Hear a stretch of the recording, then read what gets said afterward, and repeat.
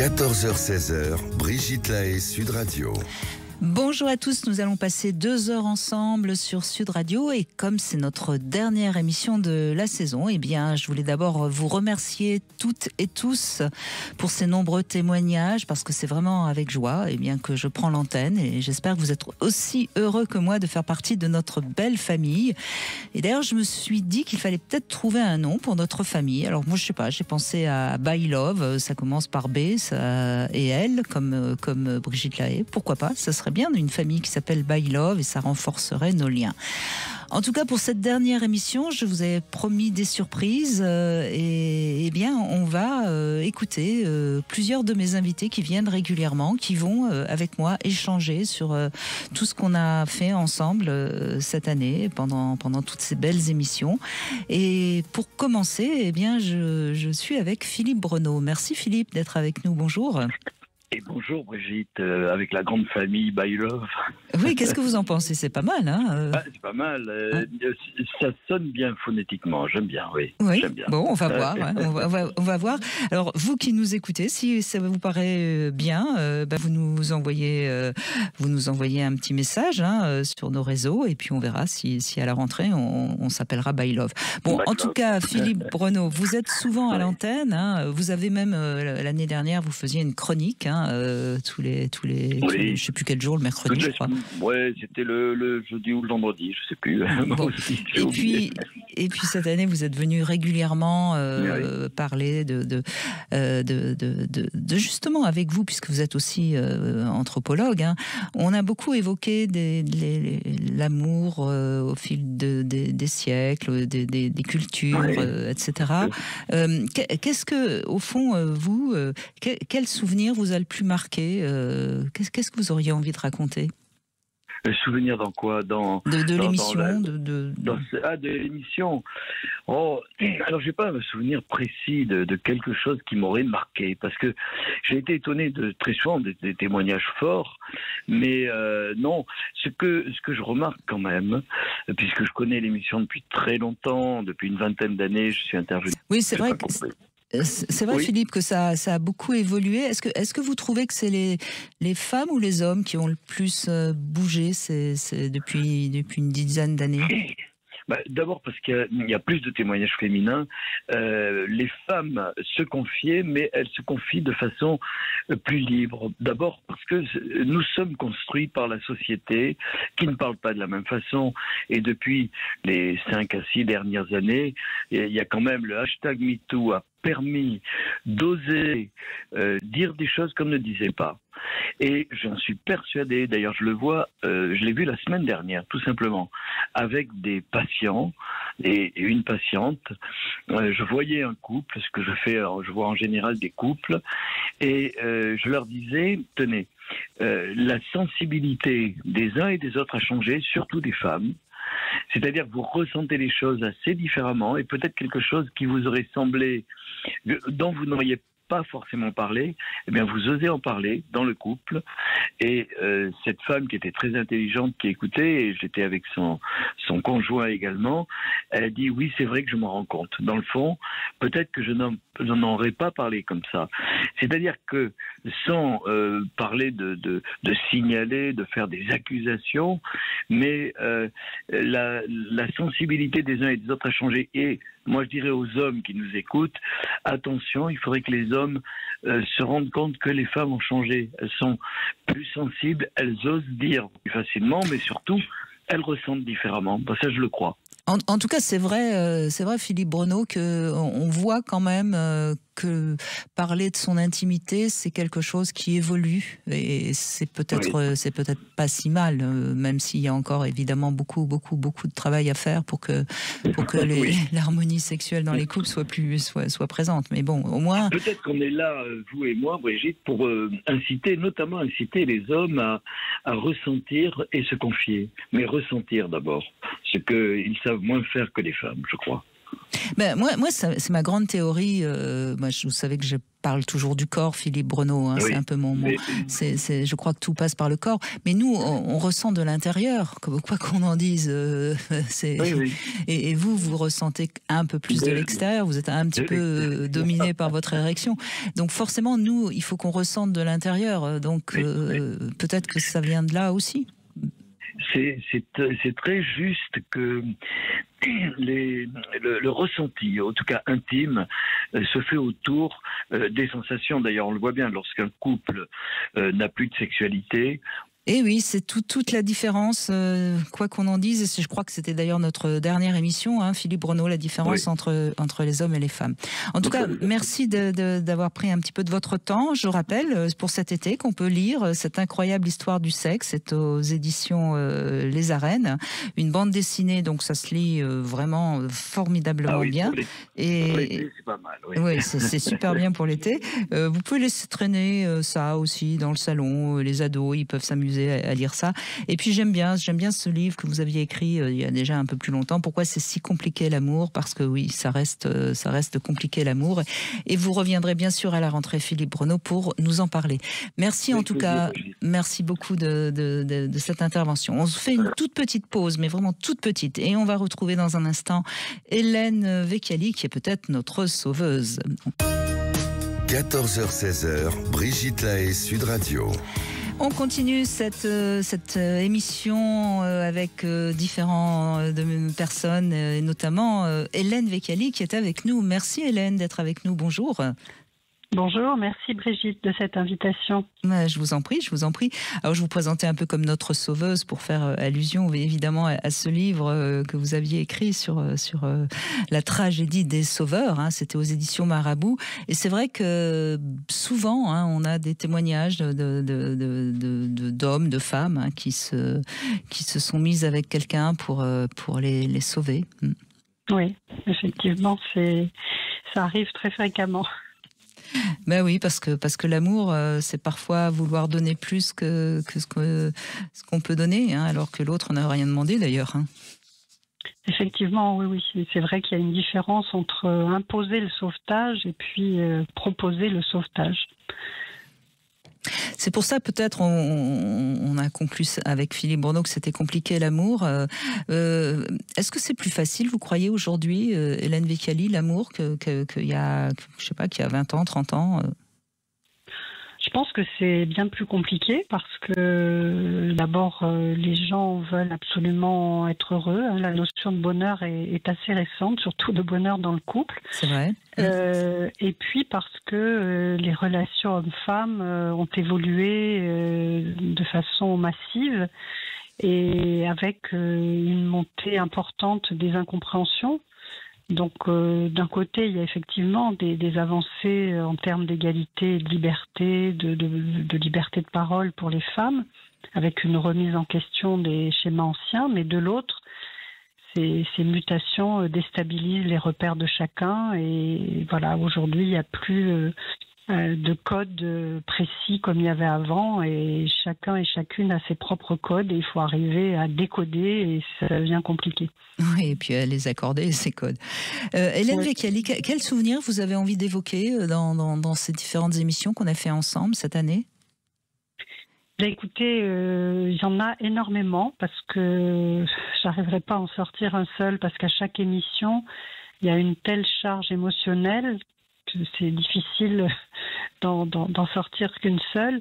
Mais les moments qui me touchent le plus et qui sont arrivés à chaque émission, ce sont ceux où on entre dans une telle complicité avec les auditeurs, une telle empathie qu'on sent que la personne au bout du fil vit une véritable, je dirais, épiphanie, une révélation ou un moment de bascule. Et ces instants-là sont vraiment précieux. Mais oui, d'ailleurs, c'est un peu le sujet de votre livre Bienvenue en thérapie, hein, où donc finalement, vous voulez dire que dans cette émission, par moment, c'est comme en thérapie, quoi. Et tout d'un coup, il y a une lumière qui s'allume et qui éclaire finalement la vie de la personne. Oui, parce que vous avez réussi à faire une émission qui est unique Et malgré votre notoriété, vous animez ces 2 heures avec une simplicité et une humilité qui sont rares et un grand professionnalisme d'écoute. Donc c'est un espace de parole libre, sans tabou, où tous les sujets sont abordés et avec tellement de bienveillance et d'intelligence.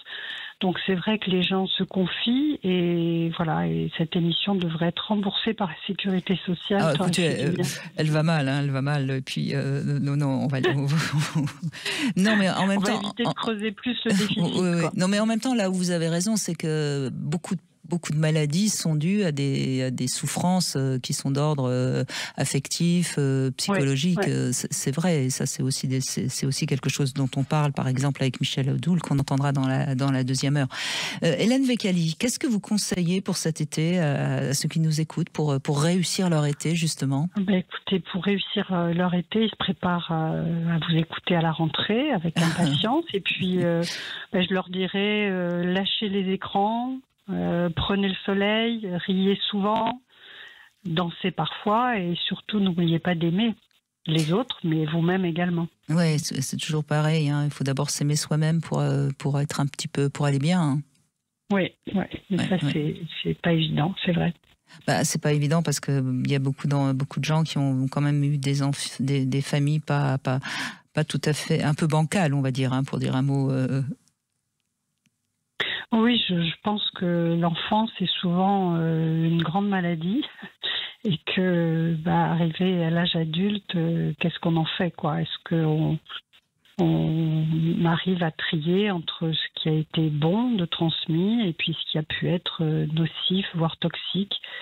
Et il n'y a qu'en faisant ce tri qu'on arrive à être soi-même, quoi, à sortir de cette famille et d'avoir une identité propre et apaisée. J'ai vu l'autre jour un chiffre, il y aurait 60% de personnes qui auraient une sécurité à peu près correcte. Ça me paraissait presque un chiffre important par rapport à tout ce que j'entends. Est-ce que vous pensez qu'il est surévalué, ce chiffre, ou pas?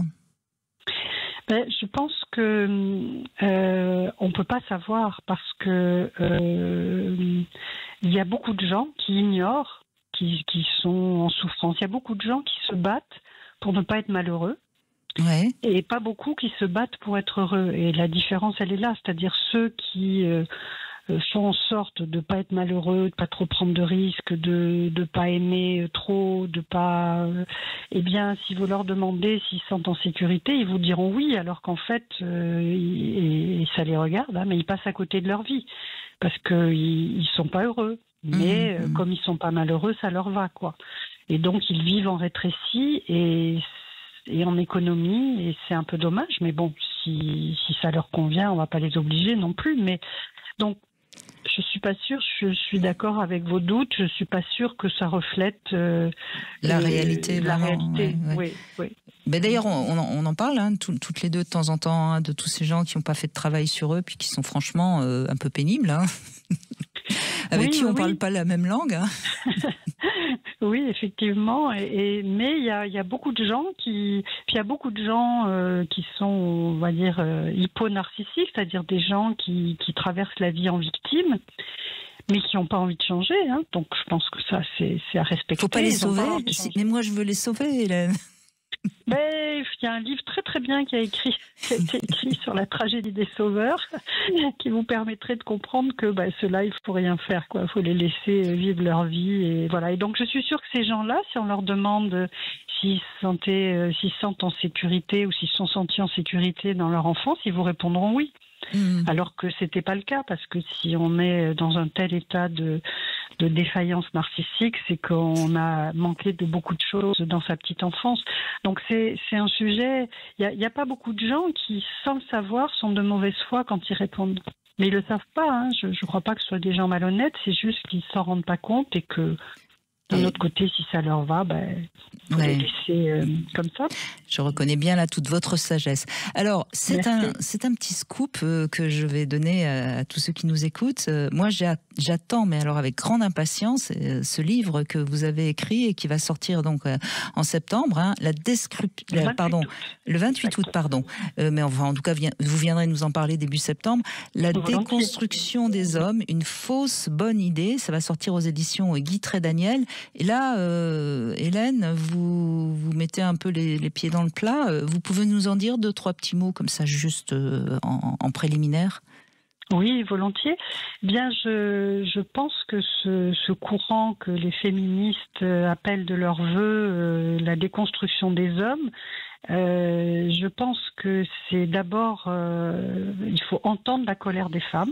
C'est-à-dire que si elles demandent ça, c'est qu'elles en peuvent plus. Si nous pouvons demander ça, éventuellement, c'est qu'on n'en peut plus. Donc c'est un véritable électrochoc qui dit on s'est battu, on se bat pour l'égalité, mais on n'y est toujours pas. En revanche, je pense que c'est pas une bonne idée. Je pense que la bonne idée, c'est pas que les hommes répondent comme des fils à cette injonction des femmes, qui se comporteraient comme des mamans en leur disant tu dois te déconstruire. Même si on comprend d'où ça vient pour elles, c'est pas non plus d'être des fils qui vont répondre aux injonctions patriarcales, donc du père, en disant sois un homme, debout, ne pleure pas, domine tout le monde. Et je crois qu'il y a une troisième voie qui est de s'émanciper, de se questionner, de traverser des rites de passage personnels qui consistent justement à sortir de l'imposture, à se révolter contre les figures tutélaires et à gagner en liberté. Et à partir de là, les hommes n'auront plus à dominer, à malmener, à assassiner, à violer et à faire des guerres, enfin bref. Donc c'est une belle utopie, mais je crois que c'est un beau chemin que les hommes sont capables d'emprunter. Oui, et puis encore une fois, tous les hommes n'ont pas été des hommes violents, agressifs, etc. Et je crois que c'est mon préambule, oui, justement, de dire que cette déconstruction des hommes, eh bien, elle a deux écueils, qui est le premier, que tous les hommes ne sont pas des hommes toxiques, donc vouloir déconstruire tous les hommes, ça me paraît quand même pas très respectueux de ceux qui ne sont pas nocifs, et il y en a beaucoup. Et puis par ailleurs, est-ce que on va déconstruire des hommes qui sont pas construits? Parce qu'un homme qui viole, qui domine, qui harcèle, qui méprise, etc., c'est un homme construit. Donc on va pas déconstruire ce qui est pas construit. Donc ça, c'est déjà ces deux écueils-là qui me paraissent importants à lever. Oui, et puis je crois qu'à un moment donné, si on veut avancer, il faut cesser de nous monter les uns contre les autres, surtout. Enfin, je crois qu'il y a aussi des femmes qui sont toxiques, il n'y a pas que les hommes qui sont toxiques, et puis si on ne balaye pas déjà devant sa cour, on n'avancera pas. Oui, c'est certain, mais quand même, pour mon livre, j'ai quand même essayé de comprendre d'où venait cette colère des femmes, et les chiffres sont quand même, par exemple, aujourd'hui dans le monde, je ne sais pas si vous savez le nombre de femmes qui sont mutilées sexuellement, mais aujourd'hui dans le monde, il y en a 230 millions. Oui, j'avais le chiffre de 200 millions. Donc c'est énormissime, quoi. Oui, et en France, 96% des femmes vous disent que le soir, elles ne peuvent pas rentrer chez elles sans être inquiètes. Il y a 76% d'inégalité dans le monde du travail. Il y a, enfin bref. Donc l'égalité n'est pas là du tout. Et il continue à y avoir ce décalage homme-femme qui fait qu'au bout d'un moment, elles se sont dit, puisqu'on n'y arrive pas, puisqu'on n'arrive pas à monter à la hauteur des hommes, on va descendre des hommes. Bon, et je ne crois pas que ce soit la solution, mais je pense qu'il faut que les hommes entendent cette colère. Il faut qu'ils entendent enfin, en tout cas, je crois que ceux qui nous écoutent l'entendent. Enfin, en tout cas, c'est souvent les témoignages que j'ai me semblent penser que les hommes l'entendent. Mais en tout cas, on sera ravis de vous recevoir à la rentrée pour ce livre, La déconstruction des hommes, une fausse bonne idée. Donc, on a compris, c'est le 28 août, si vous pouvez d'ailleurs le précommander si vous voulez. C'est certainement, comme toujours, comme tous vos livres, Hélène Vecchiali, passionnant. Merci en tout cas d'avoir pris un petit peu de votre temps. On va faire une toute petite pause et on continue. Et dans un instant, c'est notre sexothérapeute préféré qui va être avec nous pour quelques minutes et qui nous donnera aussi peut-être les bons conseils pour cet été, pour que votre couple retrouve le désir. C'est Philippe Arlin qu'on retrouve dans un instant. Brigitte Lahaie, Sud Radio, le Love Conseil. Eh bien, aujourd'hui, on va parler de la dispute dans les couples. Pourquoi on se dispute dans un couple ? Alors, il faut bien savoir qu'une dispute, en fait, c'est souvent provoqué parce que chacun veut imposer sa version, défendre son territoire, ou alors à son ego qui joue un peu au petit chef et qui donc veut prendre le pouvoir. Et c'est vrai qu'à ce moment-là, la dispute, elle commence parce qu'au lieu de s'écouter, eh bien, on se coupe la parole, il y a une tension qui monte et ça monte et la dispute commence. Alors, je vous propose juste une petite liste non exhaustive des causes de disputes et puis comme ça vous permettra peut-être de faire un peu la paix pendant ces vacances. Alors il y a les non-dits, il y a le manque de communication, la sexualité évidemment, des griefs qui se sont accumulés et puis que tout d'un coup ça explose. La jalousie peut être une cause de dispute, le manque de respect, les amis, la famille, l'éducation des enfants, le travail, l'argent, les tâches ménagères. Bon, vous voyez bien que la liste est longue. Donc, quand vous avez une dispute, ou si c'est une dispute qui revient souvent, le Love Conseil consiste à remonter à la source de la dispute pour en trouver l'origine. Bien souvent, il y a un ou deux prétextes pour se disputer et qui sont souvent un peu cachés par des émotions. Par exemple, la colère, ça peut cacher un sentiment d'humiliation ou de trahison. Si par exemple, votre partenaire s'est moqué de vous lors d'un dîner entre amis, vous êtes en colère et ça va déclencher une dispute un peu plus tard. Voilà. Mais parfois, c'est parce qu'il y a une bonne sexualité dans le couple qu'on peut éviter les disputes. N'est-ce pas, Philippe Arlin ? Bonjour. Bonjour Brigitte. Merci d'être avec nous. Avec plaisir. C'est vrai que les disputes, ça peut se régler, ou en tout cas, le fait que la sexualité fonctionne bien, c'est quelque chose qui évite nombreuses disputes. Bah oui, parce que ça libère des tensions. Hein. Et oui. Et puis ça crée un climat de complicité. Je pense qu'on ne le dit pas assez. Ce qui va ressortir d'une sexualité épanouie, c'est cette complicité heureuse du lendemain, ce petit clin d'œil. On est encore rempli du souvenir de nos jeux. Et oui, ça crée ce lien qui rend forcément bienveillant, plus à l'écoute de l'autre et moins dans la défensive, l'agressivité. Donc tout va naturellement mieux passer des problèmes du quotidien. Alors Philippe Arlin, je vais peut-être donner une petite info à tous ceux qui nous écoutent, ils ne savent peut-être pas. La première émission que j'ai faite, c'était avec vous. Et je m'en souviens encore de la date, c'était le 13 août 2001. Ça remonte à quand même quelques années. Hein. Et depuis, je ne sais même pas combien d'émissions on a fait ensemble. Hein. Moi non plus, mais... On n'a pas assez des deux mains pour compter. Ah non, je pense qu'on est presque sur une moyenne d'une par mois, donc c'est vrai que ça fait une belle histoire qui s'est écrite avec les auditeurs surtout. C'est extraordinaire si on doit justement nous se rappeler de cette première émission. Qu'est-ce qu'on est loin de ce qui se dit aujourd'hui, qu'est-ce que les choses ont changé, évolué, la parole s'est ouverte et ça c'est grâce à vous, grâce à cette émission, grâce à tous vos la société invités, quand même, on parle plus facilement aujourd'hui. C'est vrai, bien sûr que la société y est pour beaucoup, mais un espace de parole, là je vais rejoindre Hélène, c'est extrêmement précieux et ça a permis à beaucoup de gens d'avoir, ces grands moments d'épiphanie, de vérité, d'émotion, parce que tout d'un coup un mot était posé, soit par vous Brigitte, soit par un auditeur avant, soit par l'invité, un mot était posé sur ce qu'il ressentait et il y a tout d'un coup quelque chose qui s'aligne quand on entend ce mot, quelque chose qui s'apaise et qui permet de passer à autre chose. Et ça, c'est formidable. C'est formidable autant par la parole des auditeurs que par la parole des intervenants et que par votre parole. Et c'est ce triangle qu'il ne faut surtout pas perdre.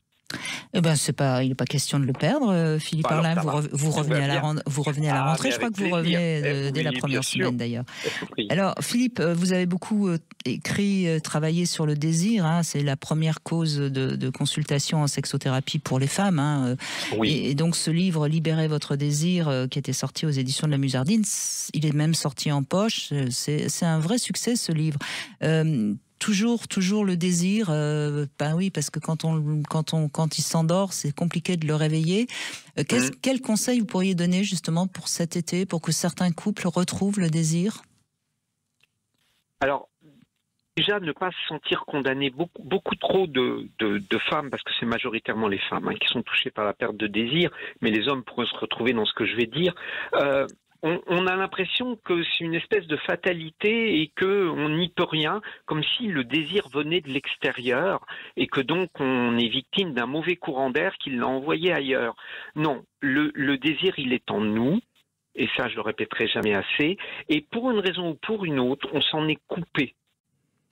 Donc, déjà, de se dire ça, c'est une manière de se rappeler qu'on peut se reconnecter. Si je m'en suis coupé, je peux me reconnecter à. Et c'est la volonté, quand j'ai écrit ce livre, c'était d'envoyer un message d'espoir, de dire non, il n'y a pas de fatalité à perdre le désir. Il y a quand même une réalité. La perte de désir, c'est pas faux, c'est réel. Mais pourquoi je me suis coupé de ce désir? À quel moment? Qu'est-ce qu'il y a eu qui m'a amené à penser que j'avais d'autres priorités? Et c'est ça qui est intéressant. Et l'été, c'est vraiment un moment où on peut, j'ai envie de dire, un peu brasser tous les dossiers du quotidien et remettre en priorité le couple, le plaisir, l'intimité, le corps. Si des fois ce dossier il est un peu en dessous de la pile et qu'après une journée de travail on est crevé, la priorité numéro 1, le dossier au-dessus c'est dodo, ben là peut-être qu'on se dit c'est profiter, passer une bonne soirée, et tout ce qui va en découler évidemment c'est du désir, c'est de la complicité, c'est de l'intimité et c'est de la sexualité. Et quand est-ce qu'on sait que ça y est, le désir dans le couple est vraiment mort et que peut-être il est temps de soit s'accorder la liberté ailleurs, soit se séparer. Enfin après c'est une. Eh bien, je crois que vous l'avez dit, Brigitte, c'est dans le couple qu'il est mort. Si vraiment mon désir, je le sens, je le vis, je l'ai au cœur de moi, et qu'il y a quelque chose qui, regardant mon ou ma partenaire, me dit non. Alors, je ne dis pas que c'est foutu, mais là, il y a quand même une sérieuse question parce que là, le désir n'est pas en problématique. Ce qui est en problématique, c'est le couple. Bien sûr. C'est-à-dire, je n'ai plus de désir pour l'autre. Donc, quand ça vient, ça peut être lié au sujet du jour, la dispute. Parce que c'est vrai que quand on vient de se disputer avec l'être qu'on aime, on n'a pas forcément très envie d'aller donner du plaisir ou d'en prendre avec, mais c'est souvent plus profond. Peut-être que c'est un vrai désaccord qui est en train de s'écrire. Et donc là, je pense qu'il y a un sujet de consultation de couple extrêmement important, parce que soit on arrive à apaiser ce qui a causé cette perte du désir entre les deux, soit il va falloir entendre que cette perte de désir est venue nous avertir d'une perte bien plus importante, d'une perte de sens, d'une perte de communication, d'une perte de valeur dans ce couple. Oui, mais en même temps, on peut continuer à s'aimer et avoir perdu le désir. C'est toute la complexité. Et c'est là où on a besoin d'un sexothérapeute dans ces cas-là, non? Exactement, parce que la réponse qu'on va trouver derrière, en disant, il y a peut-être quelque chose qui est mort entre vous deux, c'est la sexualité. On en fait quoi? Qu'est-ce que vous voulez en faire? Et là, moi, mon rôle de thérapeute, c'est de donner des possibilités, et évidemment, c'est pas de trancher pour eux. Et face à ça, il y aura des réponses du style, si on peut pas, moi j'ai besoin de vivre ma sexualité et je la vivrai pas dans le dos de ma partenaire, donc je vais partir. Il y a 10 000 écritures possibles, mais au moins, on sait sur quoi on s'appuie pour écrire. Oui, il faut pas hésiter à se faire aider. Il faut aller étape par étape, c'est-à-dire qu'on fait un bilan. Donc, le sexe n'est plus possible, mais ça peut être pour des raisons de santé aussi. Donc, une raison de santé me met en difficulté ou en incapacité d'avoir du sexe avec mon ou ma partenaire. Qu'est-ce qu'on décide? Qu'est-ce qu'on fait? Est-ce qu'on remet tout en cause? Est-ce qu'on ouvre une liberté? Mais dans quel cadre? Voilà. chacun devra trouver l'équilibre entre cette contrainte du non-désir, de la non-sexualité et cette réalité de l'amour qui n'est pas forcément mort. Eh ben, on a encore de belles émissions à faire sur le désir tous les deux, Philippe Arlin. Avec plaisir. Je vous souhaite de passer des belles vacances et puis on se retrouve bien sûr à la rentrée, Philippe Arlin. Dans un instant, c'est notre HQR qu'on va retrouver, Christophe Médici. HQR, c'est un petit peu, si vous écoutez souvent cette émission, vous savez que ça veut dire haute qualité relationnelle. On l'écoute dans un instant. 14h-16h, Brigitte Lahaie, Sud Radio. Et maintenant, on retrouve la verve de Christophe Médici qui est avec nous. Bonjour Christophe. Bonjour Brigitte. Bonjour. Alors, vous êtes psychosociologue, vous êtes le fondateur de la méthode haute qualité relationnelle. Oui, il faut être en bonne qualité relationnelle avec soi-même d'abord. C'est toujours bien de le rappeler. Et puis, il faut faire le vide autour de soi si on a des personnes toxiques. C'est pas si simple, parce que déjà, il faut pouvoir les repérer, les personnes toxiques. Et puis votre dernier bébé, si je puis dire, c'est ce livre, Découvrir sa mission de vie par la mélothérapie. Vous y tenez beaucoup à ce livre. Je sais que c'est vraiment votre dernier bébé que vous adorez, que vous aimez beaucoup. Oui, Brigitte. Et puis d'abord, j'ai beaucoup de gratitude pour vous parce que c'est vrai qu'on a fait tellement d'émissions ces derniers mois pour en parler. Il a 2 ans maintenant. Et d'ailleurs, je vous parle de Nice parce que je vais la présenter, la mélothérapie, là, à Nice.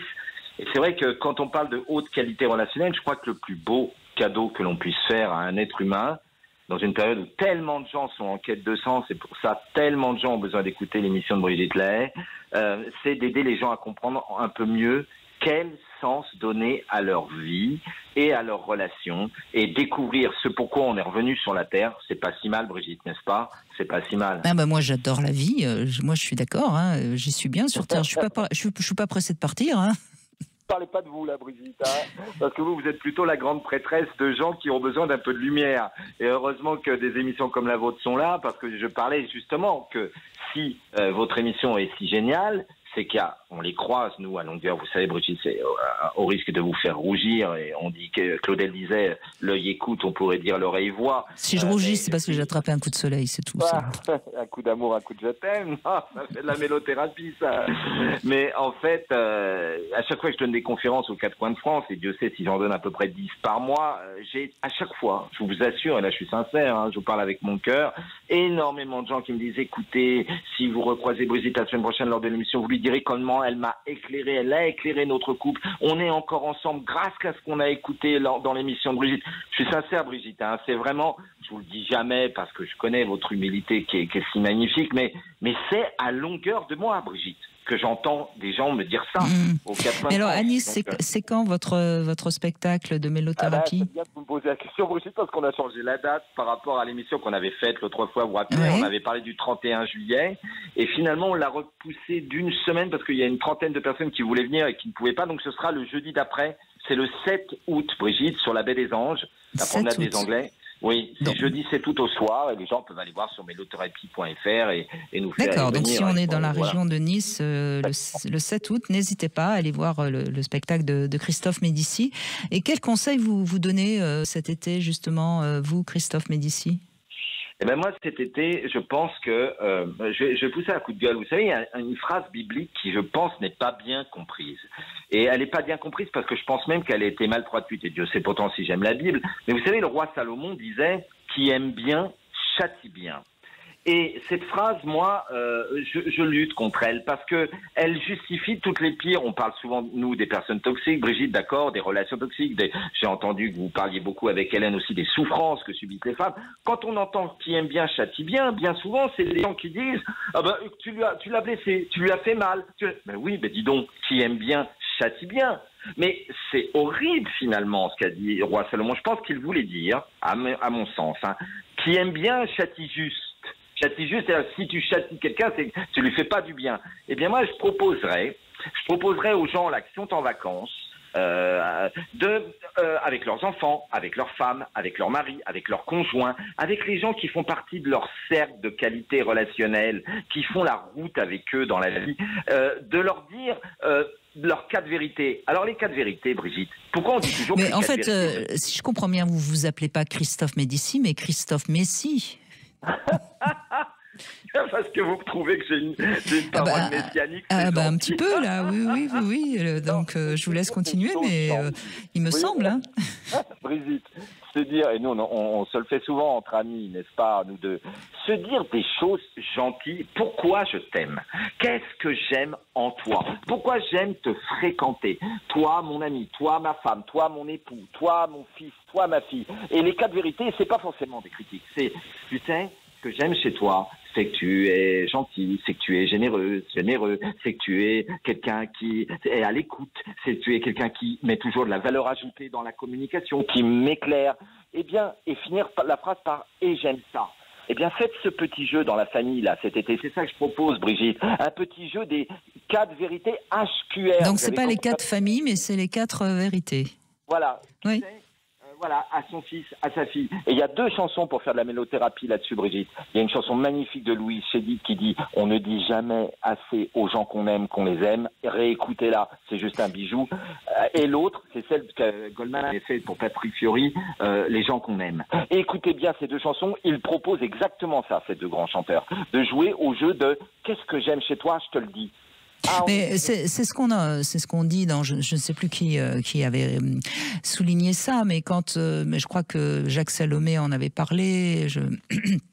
Quand on dit une critique dans un couple, quand on critique son conjoint ou sa conjointe, eh ben on sait qu'il faut 4 paroles bienveillantes pour effacer cette critique. Donc on voit bien que, en effet, naturellement l'être humain a plutôt tendance à critiquer parce que c'est ce qui est assez normal. D'ailleurs, on va plutôt remarquer le truc qui va pas que le truc qui va bien. Quoi. Comme dans les médias, on va pas parler du train qui arrive à l'heure, on parle du train qui a déraillé, bien sûr. Mais ce qu'il faut se rappeler, c'est qu'en effet, en amour, et peut-être moins en amitié, mais quand même, c'est les critiques qui font mal et qu'on retient. Donc il faut bien savoir que quand on fait une critique, il vaudrait mieux ensuite faire des compliments. Donc attention aux critiques, quoi. Je suis d'accord, d'autant plus que quand on voit les gens adultes, c'est souvent parce qu'ils en ont pris beaucoup plein les oreilles quand ils étaient petits garçons et petites filles que leur estime de soi est à la cave. Et le problème central de beaucoup d'êtres humains, et vous le savez mieux que moi évidemment, c'est leur estime de soi. Et quand tu as ton estime de toi à la cave, d'ailleurs, je me rappelle qu'un jour même, c'est un beau souvenir d'une de nos émissions, où je vous avais demandé au direct, face à ceux qui nous écoutent, je vous avais dit, mais pourquoi aussi peu de gens sont capables de dire quelque chose de bénéfique, de sympa à quelqu'un qui lui fallu faire du bien? Et vous m'aviez dit, vous savez, Christophe Médici, c'est parce que pour faire ça, il faut déjà une saine estime de soi. Vous vous souvenez, Brigitte? Vous m'aviez dit ça. Non, je ne me souviens pas, mais c'est bien. Oui, vous avez raison. Et c'est parce que, effectivement, parfois, quand tu es mal avec toi-même, tu as du mal à être bien avec l'autre et à lui dire quelque chose de sympathique. Et il y a une de mes meilleures amies qui adore cette phrase de Camus, et je l'aime tellement moi aussi. La vérité, ce sont les choses gentilles que me disent les gens qui m'aiment. Eh bien, mon Dieu, si l'humanité pouvait faire sienne cette phrase et arrêter d'être continuellement dans des messages mais qui tabassent mentalement les gens, en fait. On sait le faire pour l'eau, Brigitte. On a vu avec l'expérience de Masaru Emoto que quand on dit des choses négatives à une plante ou à de l'eau, ça va donner une eau grisonnante. Alors vous imaginez pour le cerveau d'un être humain ce que ça peut faire de dire des choses pas sympathiques? C'est vrai. Mais d'ailleurs, même à soi-même, et je crois que vous avez écrit un livre aussi sur découvrir votre saboteur. Enfin, excusez-moi si c'est peut-être pas le titre exact, mais même à soi-même, qu'est-ce qu'on peut être parfois négatif? Oh, je suis conne. C'est terrible parce qu'on se rend compte qu'on va se donner on s'insulte parfois même. C'est fou, hein. Et si on inversait dans la méthode de la psychologie positive, qui est la haute qualité relationnelle, je dis aux gens, vous avez tout à fait raison, notre discours intérieur avec nous-mêmes est évoluable. On peut le changer. On peut recréer une boucle positive de reprogrammation. C'est un peu ce que je tends à faire lors des stages à la HQR pour aider les gens à se dire, mais arrête de te saboter comme ça. Regardez, Brigitte, à chaque fois qu'on fait une émission sur le saboteur, si vous saviez le nombre de mails que je reçois qui disent « Mon Dieu, mais qu'est-ce que j'ai compris comme chose lors de l'émission que vous avez faite là-dessus avec Brigitte ?» mais parce que les gens disent « Je ne savais pas à quel point je me sabotais. Je me sabote. » Et c'est notamment par les messages intérieurs, vous avez tout à fait raison, que se disent les gens. Et ça, la bonne nouvelle, en ce jour d'été, c'est que ça peut changer. ça peut se changer. Oui, toujours pareil. Hein, la première marche, c'est déjà de se rendre compte comment on peut être parfois un petit peu se dénigrer soi-même, quoi. Et dès qu'on a pris conscience qu'on se dénigre soi-même, bien chaque fois qu'on a une petite phrase, d'ailleurs rien que le mot petite phrase, c'est pas bien. Dès qu'on a une phrase un peu pas positive, ben on la remarque. On se juge pas, on se dit pas oh j'ai encore dit une phrase parce que là ce serait encore une deuxième phrase négative. Non, on regarde, on constate et puis on se fait 1 ou 2 compliments et puis tout doucement on arrive à tuer son saboteur. Hein. Et je peux vous faire un compliment sur votre émission, parce que ça fait pas mal d'années qu'on en fait ensemble depuis quelques temps. Eh bien, elle est quand même très atypique et justement phénoménale en termes d'entre guillemets de soins pour les gens. Parce que voilà, dans beaucoup de médias, plutôt à la télé d'ailleurs, leur manière de communiquer, vous savez que c'est mon grand combat, la HQR, c'est une méthode de communication, on est d'accord, hein, bah, leur façon de communiquer sont exactement antipodiques à ce qui se passe dans votre émission avec vos auditeurs. Vous les écoutez, vous êtes plein d'amour pour eux. Vous avez vu sur certains plateaux comment les gens communiquent entre eux, Brigitte. C'est pitoyable. Excusez-moi, je suis un peu véhément, mais vous me connaissez. C'est véritable. Si c'est ça, montrer l'exemple à nos enfants et à nos adolescents, bah, excusez-moi, non. Vous m'écoutez, là, et sur Sud, hein, je suis désolé, mais... Oui. Bon, en même temps, c'est aussi pour faire du buzz et ça fait partie un petit peu de... on voit d'ailleurs sur les réseaux sociaux, ceux qui sont les plus véhéments, c'est souvent des gens qui vont pas bien. Je sais pas vous, mais moi, j'ai jamais envie d'aller insulter quelqu'un sur les réseaux sociaux. Mais vous avez tout à fait raison. Les dernières études ont prouvé que les clips, ce qu'on voit, ce qui est plus regardé par millions et millions de vues, hein, et c'est ce qu'on appelle les putaclics, vous savez, les gens qui cherchent du clic, qui cherchent des vues. Eh bien, c'est quand il y a du clash méchant. Ça a été étudié, c'est quand même pitoyable, non? Et quand des gens peuvent avoir une parole, justement, de bien-être, de bienveillance, d'écoute... Bon, remarquez, hein, Brigitte, rien de nouveau sous le soleil, hein, comme disait le roi Salomon. En l'an 2000, je parle 2000, hein, on a demandé aux lecteurs du New York Times quels étaient les 2 hommes qui avaient le plus marqué le XXe siècle, Brigitte. Ben, ils ont dit qui? Hitler et Staline. D'accord. Ils n'ont pas dit Gandhi, hein. Ils n'ont pas dit Martin Luther King, ils n'ont pas dit Mère Teresa, ils n'ont pas dit voilà. Donc c'est les pires abominables humains de la Terre qui marquent le plus l'humanité. C'est QFD, c'est quand même bizarre, mais c'est comme ça. Voilà. Oui, peut-être que la prise de conscience qu'on peut avoir, Christophe Médicis, on est vraiment très très philosophe hein, aujourd'hui. Non, mais la prise de conscience qu'on peut avoir, c'est que si on a besoin de se nourrir de haine et de la haine des autres ou de la haine de ce qui se dit dans les médias, etc. C'est peut-être parce que ça nous fait croire que il y a plus malheureux que nous et ça montre bien qu'on n'est pas si heureux que ça, parce que je pense que si moi j'ai toujours, vous voyez, je dis souvent que ce que j'aime bien chez les libertins, c'est qu'ils sont finalement assez tolérants et qui se foutent un petit peu des autres parce qu'ils vivent leur sexualité, ils sont épanouis et ils sont pas dans le jugement. Vous voyez, et c'est un petit peu ça, c'est que si on a besoin de se nourrir de ce que, enfin de la méchanceté, c'est que quelque part on n'est peut-être pas si heureux que ça, non? Je suis entièrement d'accord. Victor Hugo avait dit « Les méchants éprouvent un bonheur noir ». Et ça, j'adore cette phrase, parce que ça veut dire que ce sont pas force. Il n'y a pas de joie à être méchant. Il y a de la jouissance, et c'est absolument pas la même chose. C'est vraiment pas la même chose. La joie, c'est bien au-dessus de la jouissance. Vous êtes une femme joyeuse. Moi, je vous vois comme ça en tant qu'amie. Moi, j'aime la joie. Que ma joie demeure. La jouissance le jouisseur peut faire du mal. Vous voyez ce que je veux dire? Je pense qu'Hitler. Alors, j'ai lu. Je ne suis pas sûr qu'il était tellement dans la jouissance, remarquez le pauvre. C'est incroyable. Au sujet d'Hitler, Brigitte, j'ai lu il y a quelques mois de ça quelque chose que j'avais jamais lu. Et Hitler était impuissant.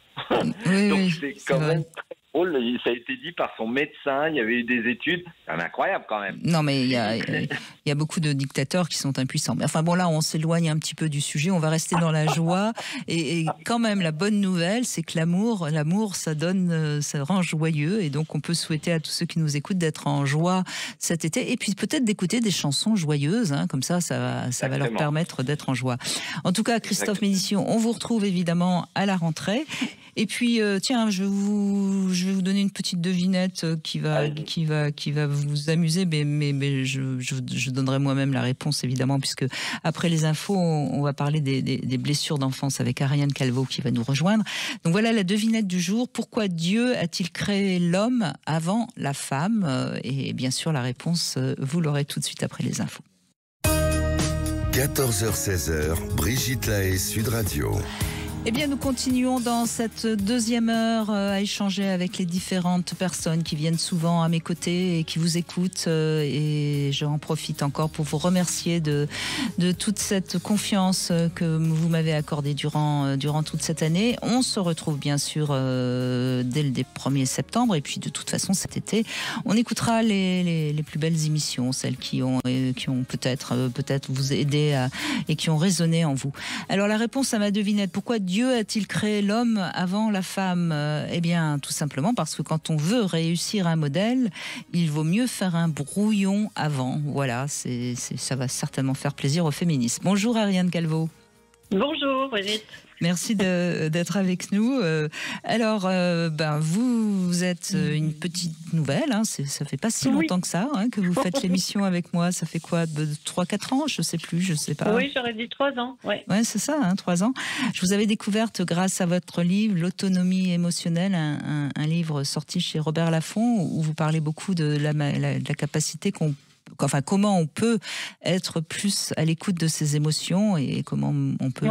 parce que de toute façon, les émotions, on en a tous. Exactement. Elles nous envoient des messages. Et donc, comment est-ce qu'on en fait quelque chose d'intéressant et de constructif? Et les hommes aussi ont des émotions, mais c'est plus souvent cadenassé que chez les femmes. C'est pour ça que certaines femmes pensent que les hommes sont moins sensibles, mais c'est pas vrai. Exactement. En fait, les hommes comme les femmes sont des êtres sensibles. Et d'ailleurs, une des choses pour lesquelles je milite, c'est qu'on arrête de dire hypersensible. Parce que je ne crois pas qu'être sensible très fort soit une pathologie. Et je pense qu'on l'est tous. La seule différence entre nous, probablement, c'est à quel point on verrouille ce qu'on ressent ou pas. Et c'est vrai que dans ce cadre-là, les hommes ont été éduqués depuis des générations et des générations à verrouiller, à ne pas écouter, à ne pas s'écouter et donnent la sensation d'avoir une vie émotionnelle très pauvre, ce qui est absolument pas le cas. Par contre, elle est très contrôlée. Oui, mais en même temps, il y a une époque où il fallait peut-être pas qu'ils soient trop à écouter leur sensibilité, parce que si en 14-18, quand on les faisait sortir des tranchées, ils se mettaient à pleurer, ça aurait peut-être pas fonctionné. Exactement, c'est une adaptation en fait, c'est ça, à l'époque. Ouais, il faut comprendre aussi. Ils peuvent rien, les pauvres. Mais là, ce qui est joli, je trouve, c'est de voir à quel point toute une génération d'hommes se réapproprie l'écoute des émotions à sa façon. Donc, ni quelque chose de débordant et de complètement victimaire, ni quelque chose de contrôlé, tassé et qui se transforme souvent en des choses pas très agréables comme les maladies psychosomatiques, parce qu'il faut bien que ça sorte à un moment ou à un autre, mais en écoute intelligente et adaptée. Oui, moi je suis d'accord avec vous. Je trouve que les hommes s'ouvrent beaucoup à leur sensibilité. Il faut vraiment rester confiant. Je suis d'accord. Oui. Et puis alors on le voit dans votre émission. Moi j'avais la chance d'être là, je crois, la semaine dernière. Et j'étais éblouie, mais vraiment par les progrès des auditeurs. Alors, comme vous le dites, je suis une petite nouvelle, ça fait pas longtemps que je suis là, mais j'ai trouvé extraordinaire de voir le parcours collectif que font les gens qui vous écoutent régulièrement. Parce que quand je suis arrivée il y a 3 ans, on n'était pas du tout au niveau de maturité, que ce soit les hommes comme les femmes. Alors, pour le coup, je fais aucune différence. Sur l'écoute de soi, la compréhension de soi et surtout, ce qui est vraiment mon propos à moi et ce qui est le plus important pour moi en psychothérapie, c'est de se responsabiliser de ce qui nous traverse, de pas le décharger sur l'autre, de pas le couper, de pas le sabrer, mais de observer et en faire quelque chose. Et justement, on parlait avec Christophe Médici de cette attirance pour les émissions où on se dit des horreurs, etc., etc. Ouais. Vous êtes d'accord avec l'analyse que je fais, c'est que si on est attiré par ça, c'est que quelque part on a en soi des choses qui vont pas bien, quoi. Oui, et qu'on n'assume pas de dire. Et donc, observer des gens qui sont en train de se mettre en colère, de s'insulter et tout ça, c'est comme si on vivait un peu par procuration toute la colère qu'on a besoin de dire au monde. Or, il doit y avoir des choses plus constructives à faire avec nos émotions de colère que de observer des gens s'envoyer des choses à la figure ou les taire complètement. On doit pouvoir exprimer les choses. Souvent, je me rends compte que une des plus grandes barrières à l'expression émotionnelle, c'est de confondre la réaction avec l'émotion. Ce n'est pas parce qu'on vit des émotions fortes que nos réactions associées à cette émotion-là doivent être complètement hors limite. Vous voyez ce que je veux dire ? Bien sûr, bien sûr. On peut avoir une réaction adaptée et une façon adaptée et calme d'exprimer, par exemple, de la colère ou de la peur. Oui, et puis de toute façon, c'est notre émotion, c'est donc notre vérité et Oui. il faut l'assumer, quoi. Parce qu'après, Exactement. alors évidemment, si on est en colère, ça ne justifie pas de taper Ça sur le justifie voisin. rien. Oui, c'est ça. Mais en tout cas, cette colère, il faut la sortir, quoi. Oui, mais on connaît des gens qui peuvent se mettre en colère de façon très calme. Et d'ailleurs, on a parfois eu des professeurs comme ça. Et souvent, c'était ceux qui étaient le plus respectés. Ceux qui étaient capables d'énoncer des limites, en fait, parce que la colère, c'est vraiment une façon de poser des limites. C'est l'émotion qui se déclenche quand on se sent pas respecté. Donc, l'attitude adaptée, c'est de reposer la limite clairement. Et reposer la limite clairement, ça peut se faire extrêmement calmement, même si c'est fermement, par exemple. Bien sûr. C'est très différent de hurler ou se mettre en rage. Alors, Ariane Calvo, avec vous, on a souvent travaillé sur les blessures d'enfance. Oui. Est-ce que vous avez comme ça un souvenir qui vous a particulièrement marqué ou... Je me souviens d'un homme qui était persuadé d'avoir une blessure d'abandon et finalement c'était une blessure de rejet.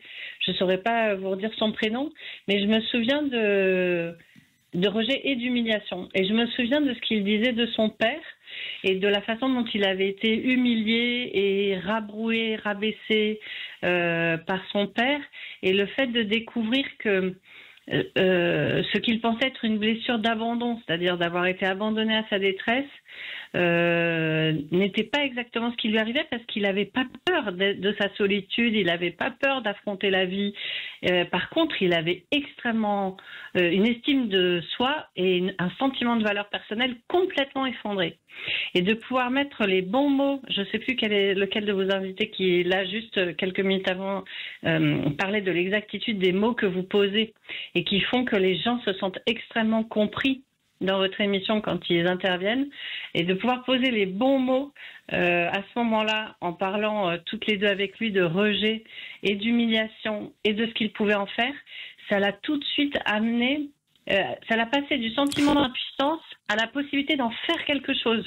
C'est magnifique l'exemple que vous donnez. Mais finalement, est-ce que c'est pas parce qu'on entend partout, tout le temps, que la blessure d'abandon, tout le monde là, etc., et que finalement, c'est toujours ces dogmes, moi, qui m'agacent beaucoup. Je crois que chaque individu est un individu et qu'il faut pas croire qu'on a tous d'abord une blessure d'abandon, quoi. Et c'est vrai que souvent les mots perdent un peu leur sens, c'est comme si ça se vidait un peu. La perversion narcissique, c'est vraiment un exemple assez fort de ça. Comme la bienveillance, on a presque du mal à le prononcer maintenant, tellement on a l'impression que ça ne veut plus rien dire. La résilience, l'hypersensibilité, vous en parliez tout à l'heure. Exactement. Toute cette série de choses que les médias se sont beaucoup appropriées, le grand public, et qui sont utilisées un peu à tort et à travers. On gagnerait à se les approprier pour en comprendre le sens profond et les utiliser à bon escient. Et du coup, quand ce n'est pas le bon mot qui est à utiliser, en choisir un autre qui soit plus à propos, parce que ce monsieur, il était perdu. C'est-à-dire qu'avant que vous interveniez, vous, pour dire « mais j'ai l'impression qu'on ne parle pas de la bonne blessure », il était perdu. Il avait enchaîné les psys sans pouvoir résoudre son problème. Il avait l'impression que chaque fois qu'il se séparait, il s'effondrait. Et en fait, il ne s'occupait pas du bon problème, si vous voulez. Donc ça avait été un tournant. Oui, et quand on ne pose pas la bonne question, on n'est pas sûr, on est évidemment sûr de ne pas trouver la bonne réponse. Oui, c'est ça, exactement. Évidemment.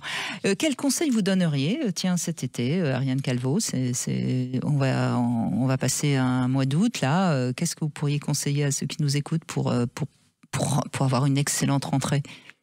Eh bien, ce que je sais, c'est notre professeur de psychologie pratique, il disait toujours que la seule vérité, entre guillemets, qui est valable en psychologie, qui est universelle, c'est que tant qu'on n'admet pas la réalité d'une problématique que l'on a, on ne peut pas la résoudre.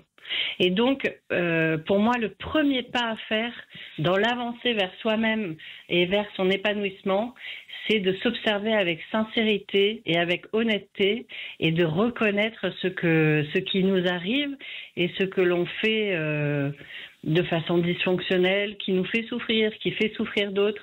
Souvent, c'est les deux dynamiques en même temps. Et pour pouvoir commencer à se responsabiliser et avancer avec la bonne donnée du problème. Oui, mais enfin, on sait très bien que le déni, c'est un mécanisme de défense très puissant, Ariane Calvo. Oui, dans le déni, on avance en rien. Donc, ça vaut le coup si on n'a pas envie d'aller chez le psy, et tout le monde n'a pas forcément ça comme... c'est pas la solution universelle, hein, d'avoir un ami qui sait nous parler franchement, par exemple, avec franchise et bienveillance, ou une compagne, un compagnon, un professeur peut-être, quelqu'un qui nous semble... pouvoir nous dire les choses vraiment, parce que c'est très difficile de regarder en soi avec honnêteté quand on n'est pas déjà rompu à l'exercice. Oui, c'est le premier pas qui coûte.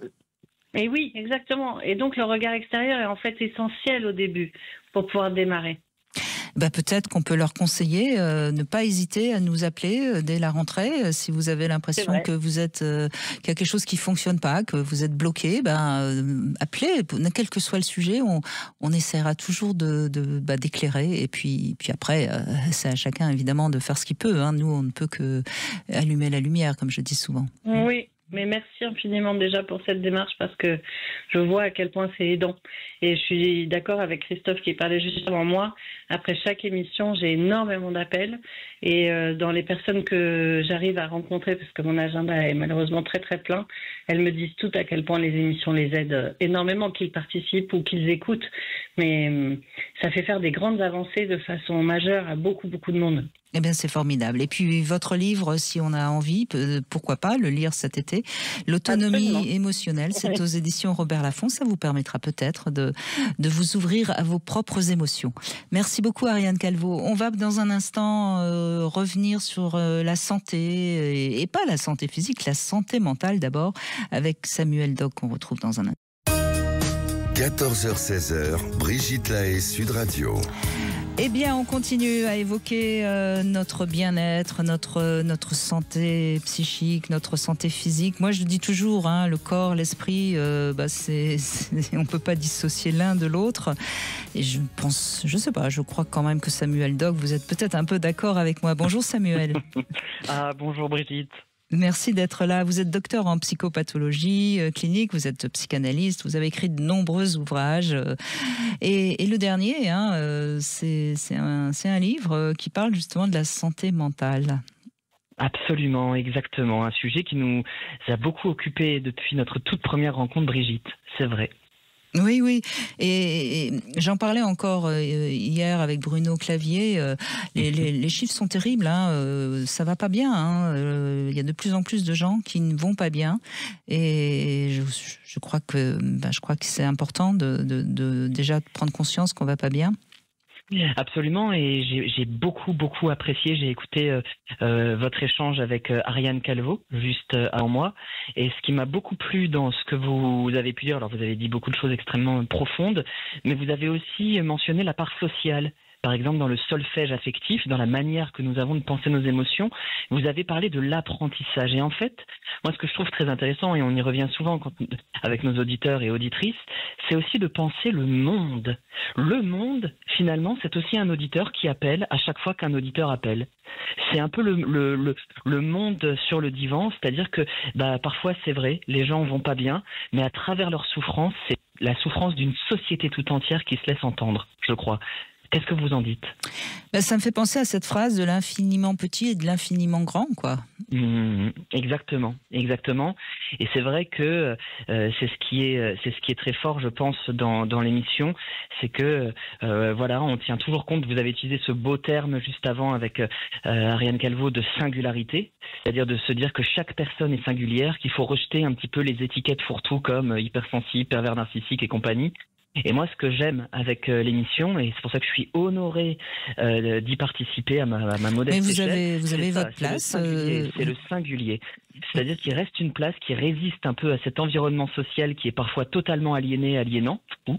Et pourtant, le singulier résiste. Et c'est très juste ce qu'a dit Ariane Calvo par rapport aux appels qu'on peut recevoir après les émissions. Elle a pu dire une chose que je trouve fondamentale, c'est que les gens disent combien l'émission leur fait du bien. Et je compléterai ce propos en disant, je pense à une de mes patientes qui est très très fan particulièrement de votre émission, et voilà, c'est cette idée que c'est comme si vous vous adressiez à chacun d'entre eux individuellement. Et ça c'est très beau parce que parfois quand on souffre, quand on est anxieux, quand on est en burn-out, quand on a 1000 douleurs psychosomatiques, c'est très dur de se rappeler qu'on est une personne, c'est très dur de se rappeler qu'on a de la valeur. Et je crois que c'est ce que vous faites, Brigitte, quand vous dites aux auditeurs: la personne la plus importante de votre vie, c'est vous. Mais vous savez, Samuel Doc, j'ai évidemment, vous savez que je réfléchis toujours beaucoup sur moi-même, et forcément un jour je me suis dit, mais pourquoi j'aime autant faire cette émission, mais qu'est-ce que ça m'apporte, de quoi? C'est parce que ça parle de moi, évidemment, de toute façon ça parle toujours de nous, hein, vous êtes d'accord? Bien sûr. Et ben, je crois que je vous l'ai jamais dit, et puis je l'ai peut-être jamais dit à l'antenne, donc je vais vous m'amener à une confidence, hein, Samuel Doc, félicitations. Je crois qu'en fait, moi j'ai énormément souffert dans mon enfance de ne pas avoir... J'ai pas eu une enfance malheureuse, hein, j'avais des parents suffisamment bons, mais j'ai beaucoup souffert de ne pas avoir été comprise dans mon enfance. Et je crois que quelque part, cette capacité à comprendre l'autre pratiquement au moment où j'entends ses premiers mots, parce que c'est vrai, il y a une sorte comme ça d'intuition immédiate ou de saisie immédiate de l'objet, comme diraient les psychanalystes. Je crois que ça vient c'est en fait, en réparant les autres, sans doute que je répare ma part d'enfant, quoi. Absolument, et il faut énormément d'humilité pour dire ça. Alors c'est vrai, je raconte un peu cela puisque vous livrez à la confession, mais à la confidence. N'exagérons rien. C'est très précieux, et je le dis, mais c'est souvent moi ce qui m'épate, et ça j'aimerais tellement que les auditeurs puissent voir un peu les coulisses de l'émission.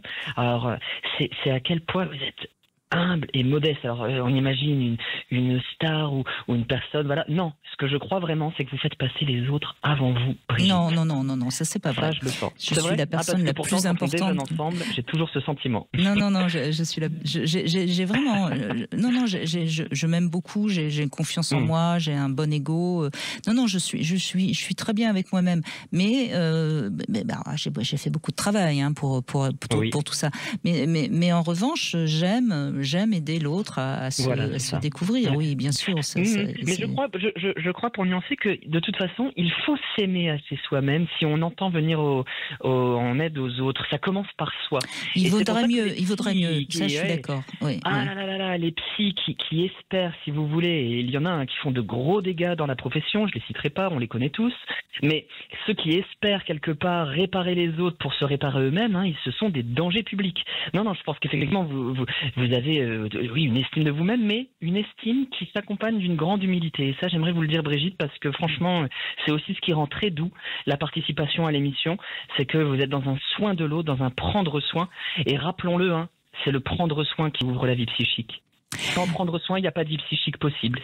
C'est impossible. Oui, et vous travaillez beaucoup évidemment sur... J'ai beaucoup aimé d'ailleurs l'émission qu'on avait faite ensemble il y a un mois ou deux, je ne sais plus, Samuel Doc, sur la définition de différentes maladies mentales comme la bipolarité, parce que c'est pareil, avec Ariane Calvo, on parlait des mots utilisés à tort et à travers. C'est pareil, on est tous bipolaires, on est tous schizophrènes, on est tous... Il faut arrêter, quoi. C'est des mots importants, hein. Oui, et c'est vrai aussi. Alors il y a des choses qui comptent et qu'il faut utiliser à bon escient.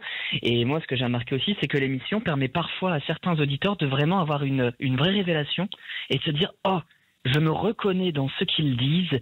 Tiens, il y a là quelque chose que je peux explorer.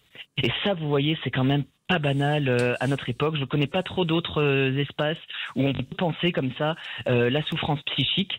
Et puis en plus, voilà, moi je suis chroniqueur dans votre émission, mais vous êtes entouré. Non, vous êtes invité. Vous êtes plus que chroniqueur. Non. C'est hyper les mots ont leur importance, vous savez bien. Voilà. Et exactement. Et c'est vrai que ce qui est très appréciable, c'est qu'il y a psychologue, psychiatre, addictologue, sexologue. Et franchement, bravo pour ça, Brigitte. Moi, je suis très ému pour cette émission d'avant la coupure estivale, parce que oui, c'est une belle célébration de nos métiers et de l'humain, tout simplement. Dans toutes ses variations. Oui. En fait, c'est de l'amour, hein, tout simplement. L'amour des autres, l'amour de soi. Et puis voilà. Quel serait votre conseil pour cet été, Samuel Doc ? Alors, écoutez, moi, ce serait vraiment de pouvoir s'interroger sur son propre désir. Si les auditeurs m'entendent, qu'ils puissent se demander ce qu'ils veulent pour eux, pas pour leur famille, pas pour leurs enfants, pas pour leurs collègues, pas pour qui que ce soit, juste que quand ils veulent quelque chose profondément, que du plus profond de leur cœur, ils puissent se poser cette question: est-ce pour moi que je veux cela, ou est-ce parce que je porte le désir d'un autre? Parce que nous vivons dans une société où il est très facile de s'oublier et de faire des choses par contrainte en ayant l'impression d'en avoir envie. Et ça demande vraiment une très grande sensibilité à soi. Et ça, j'aimerais vraiment que les auditeurs se disent: là, oui, ça, j'ai envie de le faire, je le fais parce que c'est moi, avec un M majuscule, qui désire le faire, et pas ma tante Henriette, pas le cousin Jacques ou je ne sais quoi. Je veux le faire et je le fais, et je ne le fais pas parce que je me sens obligé de le faire. Mais si on arrive déjà à ça, quel oxygène on retrouve? C'est vachement difficile de découvrir son vrai désir. Et là, je parle pas de désir uniquement sexuel, hein, je parle de désir je sais bien. Oui. Mais c'est vachement difficile de trouver son vrai désir avec toutes les injonctions qu'on a depuis l'enfance, de culturel, familial, professionnel. Il faut déjà se débarrasser de tout ça. C'est très juste, Brigitte, et c'est pour ça que je voulais donner ce conseil, c'est que d'une certaine façon, il désaliène à l'ensemble de la société. Bien sûr, il demande du temps, mais vous savez, on peut le prendre ce temps et se dire, peut-être que ça, ce serait un peu le corollaire à ce que je propose. Alors, ce serait de débrancher.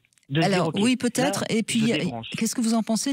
Peut-être le conseil que je donnerais, essayez de réfléchir à votre vrai désir avec comme hypothèse que vous n'êtes pas marié, vous n'avez pas d'enfant, vous avez l'argent que vous voulez. Vous voyez, parce que finalement, très souvent, on n'accède pas à son vrai désir parce qu'il y a en effet des éléments qui font que... et peut-être que, par exemple, on a notre parent qui est malade, du coup, on n'ose pas... s'accorder Vous voyez, peut-être qu'il faudrait déjà essayer de déblayer tout ce qui empêche d'accéder à son vrai désir. Oui, absolument. Et puis de toute façon, si on est vraiment dans une dynamique psy pure, le désir, il est tout le temps changeant, il évolue avec le temps. Mais déjà, simplement, moi, vous savez, j'ai toujours ce souvenir de mon travail à l'hôpital. Je travaillais en cardiologie pédiatrique. Et c'est vrai que les infirmières, elles couraient beaucoup tout le temps pour essayer de faire leur métier au mieux. Et elles prenaient jamais ce temps à se demander pourquoi. Pourquoi est-ce que je fais les choses? Pourquoi est-ce que je vais changer la sonde de cet enfant? Pourquoi est-ce que je vais parler à un tel? Pourquoi j'écris telle chose dans le dossier? Et je leur donnais ce conseil: prenez juste une seconde et dites-vous, comme si vous parliez à vous-même, comme si vous-même étiez un autre. Pourquoi? Christine, pourquoi est-ce que tu fais ça? Et parfois, elles se rendaient compte qu'elles ne savaient absolument pas pourquoi elles le faisaient, que c'est parce qu'elles étaient prises dans une espèce de précipitation, et alors ça leur permettait d'économiser de l'énergie, de faire autre chose, de repenser leur action, mais simplement parfois dans une frénésie, juste pourquoi est-ce que je suis en train de faire chose? Posez-vous la question comme si vous étiez une autre.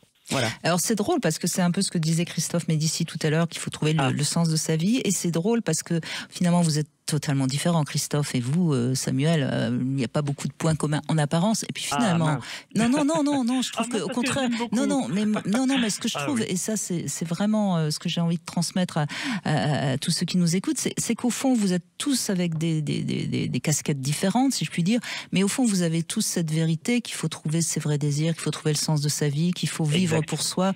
C'est parce que la vie elle est courte et que si on veut être joyeux et dans l'amour, il faut se débarrasser de tous les bagages qu'on a sur le dos, quoi.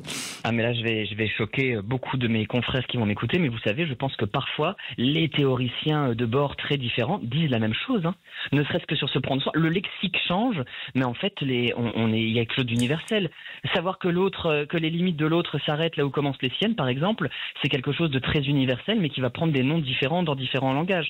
En tout cas, je crois qu'être attentif à soi, c'est un exercice, mais pour ça, effectivement, il faut s'accorder une certaine valeur, et c'est pas toujours facile quand on a des blessures d'enfance profondes, c'est pas toujours facile quand on n'a pas le temps, mais parfois il faut se demander pourquoi on n'a pas le temps aussi.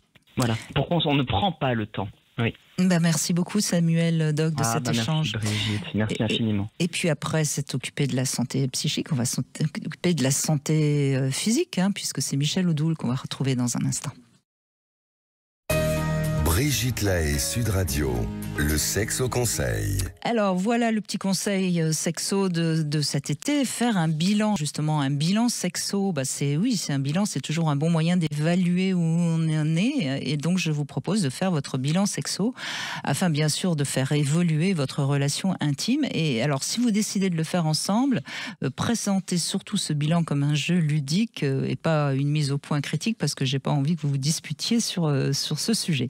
Donc vous prenez une feuille blanche, vous tracez 3 colonnes, la liste des stops, des encore et des ouvertures. Alors vous avez compris, dans la liste des stops, vous allez formuler ce que vous n'avez plus très envie ou ce que vous trouvez que c'est plus très utile dans votre sexualité.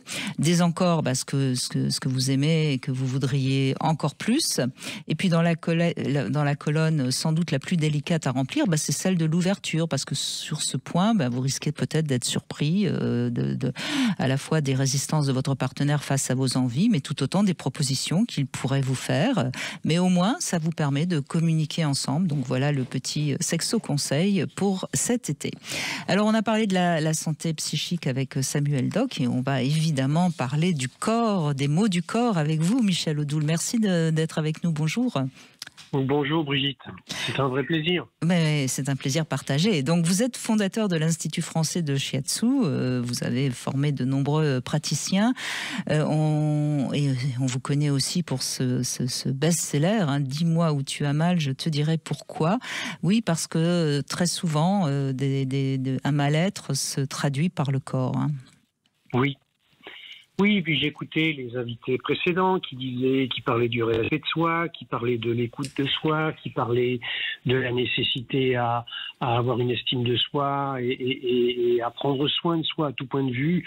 Et en ça, aussi étonnant que cela puisse paraître, notamment dans les moments de souffrance, eh bien nous avons un allié formidable qui s'appelle notre corps, parce que lui, il ne sait pas mentir, il ne sait pas raconter d'histoire, et lorsqu'il exprime quelque chose dans une partie précise de ce corps, il nomme ce qui se passe, il nomme ce sur quoi nous avons besoin d'aller jeter un regard, il nomme les parties de nous-mêmes que nous avons besoin d'amener un peu de lumière.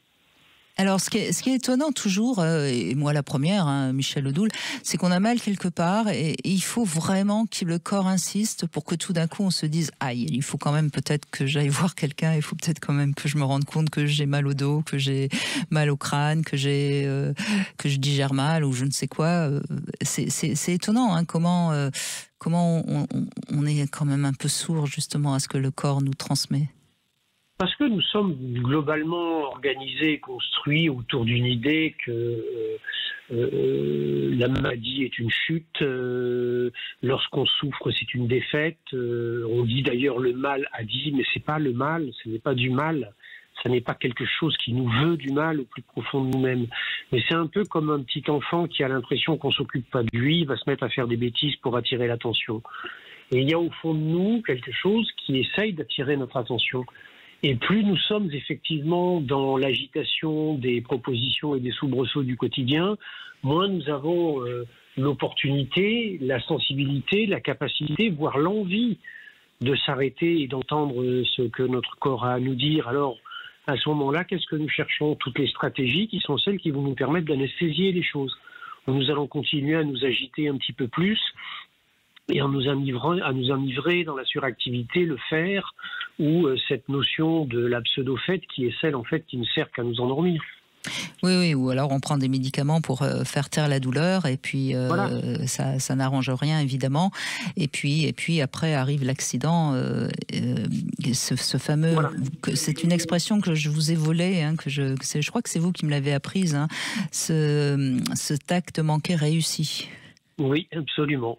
Oui, c'est de vous, je crois. Oui, absolument. Oui. Donc je vous le rends, mais je le garde quand même. Mais vous gardez-le avec grand plaisir. Vous savez qu'à partir du moment où on met un certain nombre de choses dans des écrits, c'est qu'on a envie qu'ils soient partagés, et que un invité précédent parlait de la manière avec laquelle vous aidiez les gens, et de votre humilité, etc. Je crois qu'effectivement, à partir du moment où on a la chance d'avoir une capacité particulière qui permet d'aider les autres, la première des responsabilités, c'est l'humilité par rapport à ça, c'est-à-dire le fait de ne pas en faire un outil de puissance, mais au contraire de redonner à l'autre la capacité à régler les choses par lui-même.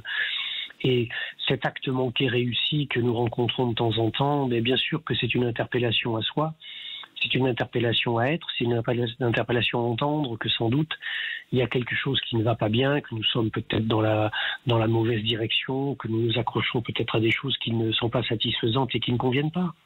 Alors justement, vous reparlez encore d'humilité, on en a parlé depuis 14 heures plusieurs fois.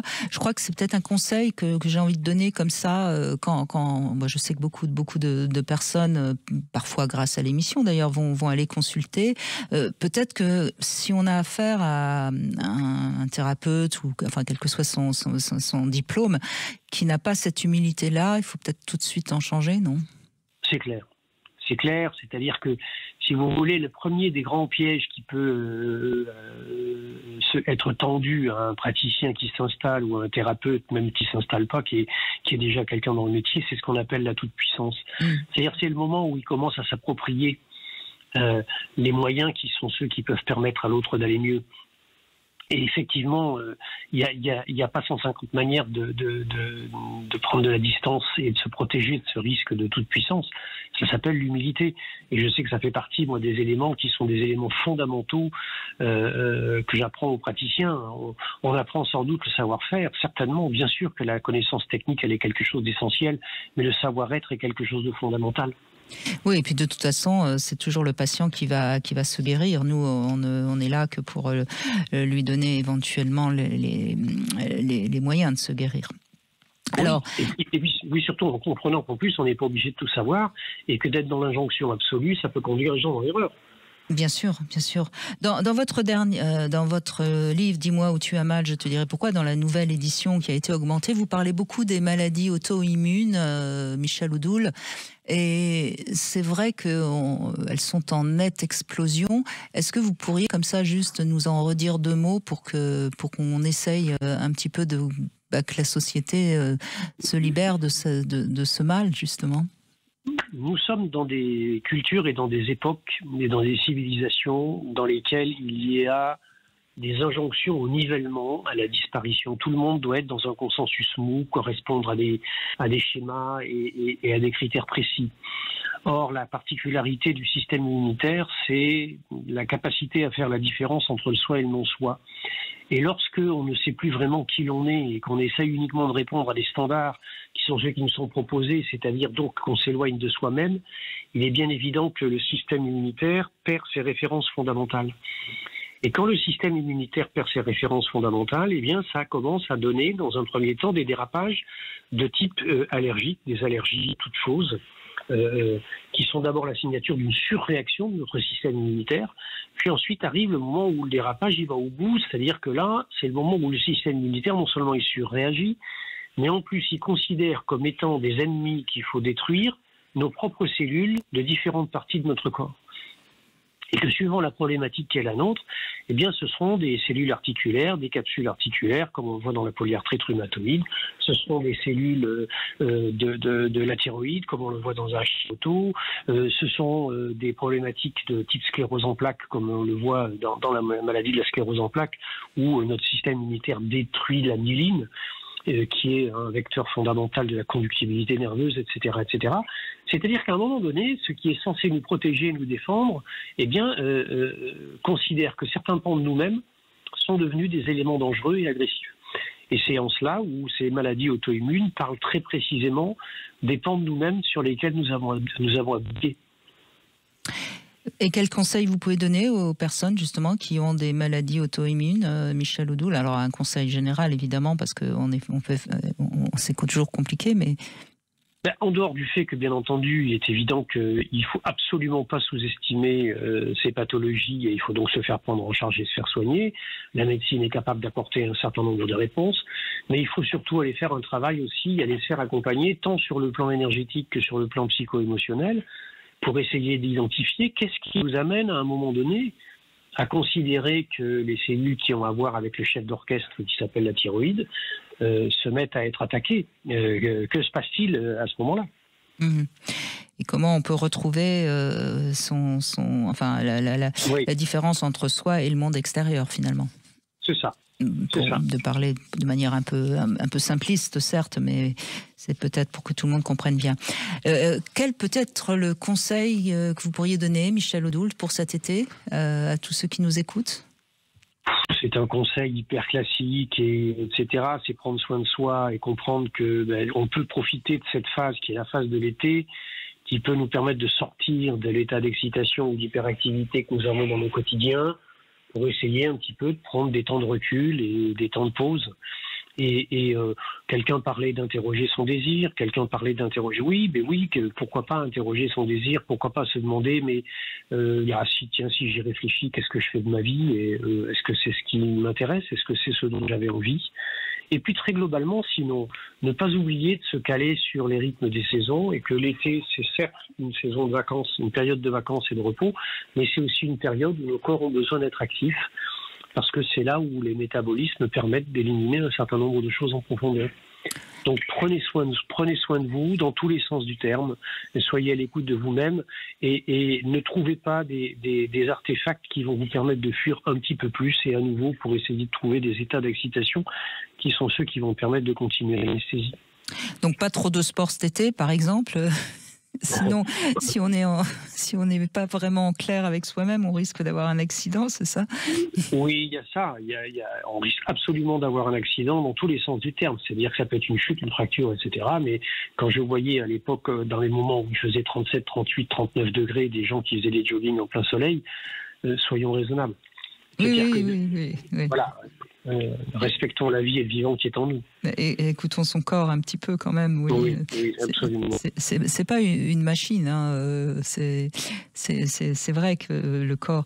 Mais bon, et puis soyons. Moi, peut-être comme ça, ce que j'ai envie de dire, parce que je trouve qu'il y a une sorte de mode du jeunisme.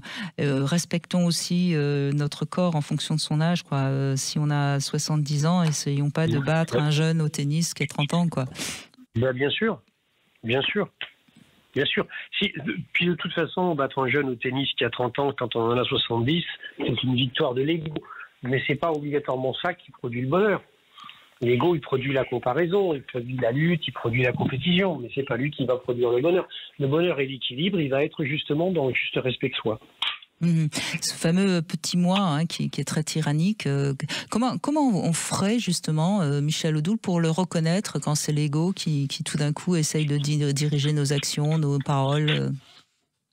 C'est-à-dire, là, on voit tout de suite dans le niveau de la satisfaction. C'est la différence entre le plaisir et le bonheur. C'est-à-dire que le plaisir, on est dans la satisfaction d'essence pure. On va avoir une espèce de truc où on est content de soi. Un bien-être ensuite, oui. Voilà. Mais le fait d'être juste et d'être au-delà de l'ego, c'est-à-dire dans la satisfaction du soi, là, on a vraiment une espèce de sentiment de fond qui est beaucoup plus riche que ça, qui est beaucoup plus profond, qui est, et la plupart du temps d'ailleurs en plus, qui est quelque chose qui est partagé. Oui, alors que l'ego, on va être très fier de ce qu'on vient de faire, et le besoin de le montrer à tout le monde, alors qu'au fond, c'est juste notre petit ego et c'est pas nous dans notre réalité profonde. C'est ça. Et bien voilà, donc peut-être cet été, démasquer un peu votre ego, hein, voilà ce qu'on pourrait aussi peut-être conseiller à tous ceux qui nous écoutent. Merci en tout cas Michel Odoul. Merci à vous Brigitte. On peut aussi profiter cet été pour relire Dis-moi où tu as mal, je te dirai pourquoi, parce que chaque fois qu'on le relit, on en redécouvre d'autres perles. Donc voilà, c'est aux éditions évidemment Albin Michel. Merci beaucoup Michel Odoul, bon été à vous. On fait une petite pause et on va se toucher pour terminer avec Sandy Boulanger qui est sexothérapeute également. On la retrouve dans un instant. 14h-16h, Brigitte Lahaie, Sud Radio. Eh bien, c'est avec vous, Sandy Boulanger, que nous allons conclure. Merci de prendre un petit peu de votre temps. Vous êtes l'autrice de L'Art du toucher aux éditions de la Musardine. Vous êtes sexothérapeute, somatothérapeute. Ça veut dire aussi que vous tenez beaucoup d'importance au corps, hein, bien sûr. Oui. Ouais, bonjour Brigitte, merci de me recevoir. Je suis ravie de clôturer aussi cette belle saison. Alors justement, somatothérapeute, je disais que c'est le travail aussi sur le corps. Finalement, on n'est pas loin de ce dont on disait avec Michel Odoul. Hein. Oui, exactement. C'est vrai que ça allie la psychologie et le corps. Donc le soma, c'est le corps en grec. On vient ajouter ce qu'on appelle souvent la conversion somatique. C'est ce dont parle Michel Odoul depuis longtemps maintenant. C'est que parfois on a des conflits psychiques internes qu'on ne peut pas exprimer, qui n'arrivent pas à aller dans la conscience. On n'a pas les outils de jardinage émotionnel d'ailleurs pour s'en occuper. Et du coup, ça part sur le corps. Donc cette conversion somatique, c'est important de pouvoir l'accompagner, notamment par le toucher. Alors, vous travaillez aussi malheureusement, enfin, quand je dis malheureusement, non, je veux dire, c'est parce que c'est difficile de travailler dans ces services-là. Vous travaillez avec des patients en fin de vie, vous travaillez en cancérologie, donc vous travaillez beaucoup avec des gens qui justement ont le corps très en souffrance. Et qu'est-ce que vous avez envie de dire justement sur ce travail que vous faites? Et je sais que vous le faites avec beaucoup d'amour et vous êtes vous êtes à votre place. C'est vrai que c'est très complémentaire avec la psychologie clinique, donc qui est un entretien verbal. Là, en fait, je vais pouvoir utiliser mon corps comme contenant des angoisses et des douleurs, parce que les douleurs sont physiques et ou psychiques. Et c'est vrai que d'avoir un accompagnement avec un toucher professionnel juste va permettre aussi de libérer justement les mots. Il y a des émotions qui peuvent sortir et parce qu'elles sont cadrées par ce toucher qui est là très soutenant.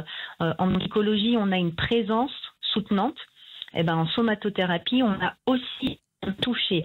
Et ça change parce que vous savez bien mieux que moi aussi que l'intégration du temps psychique n'est pas du tout le même dans l'intégration de celui du corps. Donc des fois, on comprend tout un tas de choses avec sa tête.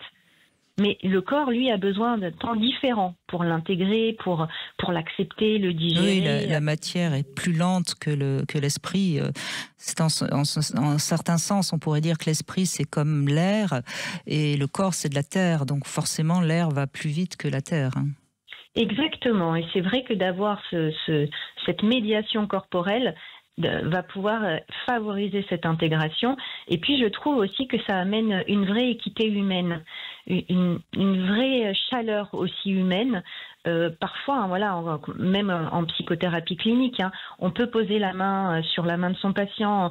Bon, là, c'est quand même beaucoup plus fréquent aussi. Voilà, ça se pose dans la nuque, au niveau de la poitrine ou du ventre. Donc, c'est un accompagnement de tout ce qui est en train de se vivre. Parce que parfois, on n'a pas le contrôle sur ce qu'on traverse, mais on essaye de chercher comment est-ce que je vais le traverser. Et c'est dommage parce qu'on est dans une société où on est de plus en plus, le toucher devient de plus en plus suspect. Et alors encore une fois, évidemment, on ne va pas encourager les gens à se tripoter, c'est pas ce que je veux dire, mais c'est vrai que le toucher devient suspect et c'est peut-être dommage parce que ce toucher, je pense que notamment dans les EHPAD, tout ça, ça pourrait soulager quand même beaucoup de souffrance. Oui, alors c'est vrai qu'on a aussi cette image-là, mais pour travailler à l'hôpital, je me rends compte quand même que ce toucher, il a de la place dans quasiment toutes les fonctions qu'on peut avoir. sur l'aide aux toilettes. Voilà, les massages sont quand même quotidiens, des massages à l'huile. C'est assez phénoménal quand même aussi d'avoir accès à ce toucher-là. Voilà, les infirmiers, les infirmières, quand ils vont faire un soin, ils vont pouvoir poser une main sur l'épaule. Enfin, je trouve quand même qu'en 15 ans de pratique hospitalière, le toucher est en train de gagner un peu du galon, je trouve. Ah, bah ça c'est plutôt une bonne nouvelle. Alors j'aurais eu plutôt l'impression du contraire, moi, donc c'est formidable. Moi je suis ravie d'entendre ça. Oui, il y a beaucoup plus de formation aussi maintenant sur la bienveillance, la bientraitance dans le soin. Donc ce toucher en fait partie. Un nombre vraiment considérable d'étudiants infirmiers font leur mémoire sur le toucher dans le soin. C'est quand même assez fabuleux. Ah bah ça c'est une bonne nouvelle. Et évidemment le conseil qu'on peut peut-être donner alors à ceux qui nous écoutent, dans vos couples, touchez-vous quoi. Exactement. Et puis, du coup, j'ai surtout envie de dire, mais touchez-vous avec poésie, avec créativité, comme si vous mangiez une pêche bien mûre d'été, par exemple. Voilà. Oui. Avec tous ces sens ouverts. Et puis, des fois, on n'a pas besoin de finir ce fruit. La pêche, le noyau, c'est un peu compliqué. Mais c'est ce plaisir de se goûter, voilà, de se toucher. Et le toucher ne veut pas toujours dire acte sexuel. Ça, c'est très important. Oui, bien sûr, c'est même essentiel. On ne se touche pas dans le but d'avoir un rapport sexuel. Ça, c'est vrai que sinon, il ne faut pas s'étonner que certaines femmes ne veulent plus être touchées, évidemment.